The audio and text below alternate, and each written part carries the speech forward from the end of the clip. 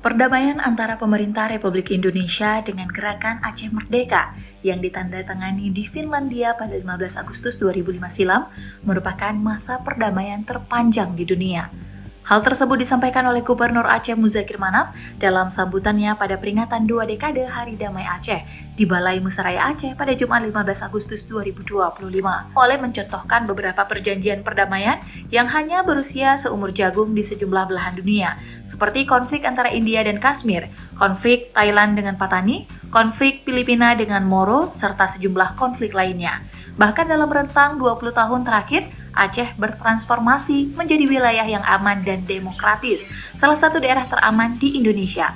Mualim meyakini suasana kondusif ini menjadi fondasi penting bagi pembangunan.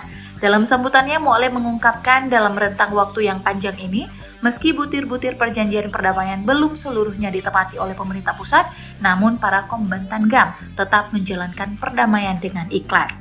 Muzakir Manaf yang merupakan mantan Panglima GAM menambahkan, selama ini para kombatan dijanjikan berbagai hal termasuk pengadaan lahan, namun hingga kini belum terrealisasi.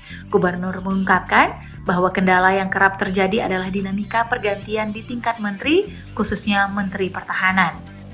Gubernur menjelaskan jika pengadaan lahan memakan waktu yang lama, maka mungkin lebih baik mengajukan dana abadi bagi mantan kombatan.